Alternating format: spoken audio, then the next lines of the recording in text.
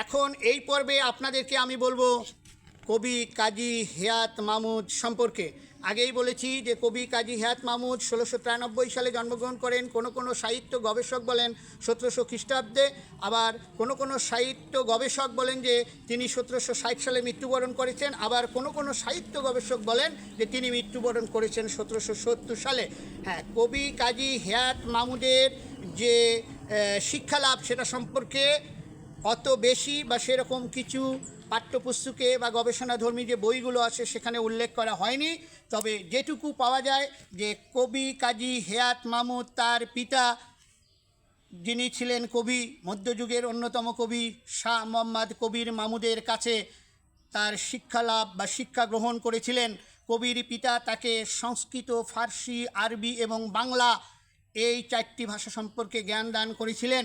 এবং আপনারা দেখবেন যে এই যে কবির যে কাব্যগ্রন্থগুলো আছে সেই কাব্যগ্রন্থগুলোতে যে আঞ্চলিক, অর্থাৎ আমাদের যে রংপুরের আঞ্চলিক ভাষা আছে সেই আঞ্চলিক ভাষার যথেষ্ট প্রয়োগ দেখা যায়। তিনি তার সাহিত্যকর্মে সংস্কৃত, ফার্সি, আরবির যেমন ব্যবহার করেছেন, এই আঞ্চলিক রংপুরের আঞ্চলিক যে বাংলা ভাষা বা উপভাষা আছে সেটিরও যথেষ্ট ব্যবহার করেছিলেন। এবং সবচেয়ে বড় কথা হচ্ছে কবি তার লেখনীর মাধ্যমে মধ্যযুগের সমাজ ব্যবস্থাকে তুলে এনেছেন। এবং এই যে ইসলামের, আমি যেমন বললাম যে কবি ছিলেন অন্যতম সাধক পুরুষ এবং মারেফাতের জ্ঞানপ্রাপ্ত সুফিবাদী একজন পীর, সুফি মতবাদের একজন পীর। সুতরাং কবি ছিলেন যে ইসলামের যে সুমহান বাণী, যে ধর্মনিরপেক্ষতা,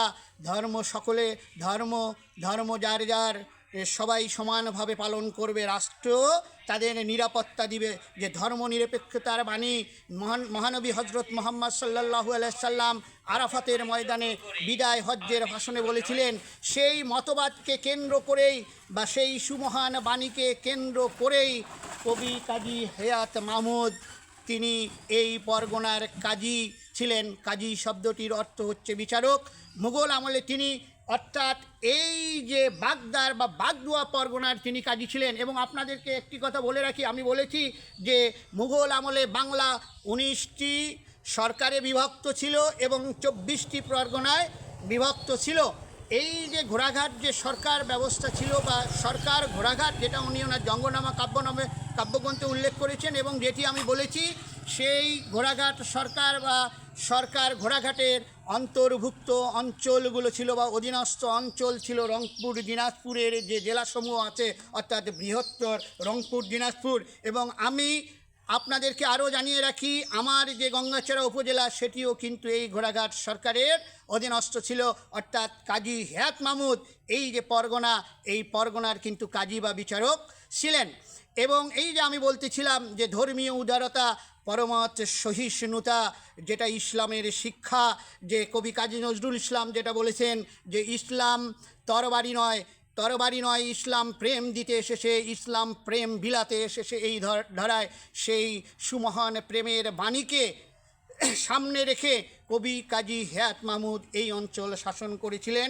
এবং তিনি যেহেতু সুফিবাদী একজন কবি ছিলেন, মহান সাধক পুরুষ ছিলেন, তিনি তার কর্মের মাধ্যমে, লেখনীর মাধ্যমে এই এলাকায় ইসলামের প্রচার এবং প্রসারে যথেষ্ট ভূমিকা পালন করেছিলেন। আমরা তার লেখনী থেকে পাই যে এই অঞ্চলে ইসলাম প্রচারের ক্ষেত্রে তার গুরুত্বপূর্ণ ভূমিকা রয়েছে। এই পর্ব এ পর্যন্তই। পরের পর্বে আমি নিয়ে যাব আপনাদেরকে, সে পর্যন্ত অপেক্ষায় থাকুন। ধন্যবাদ।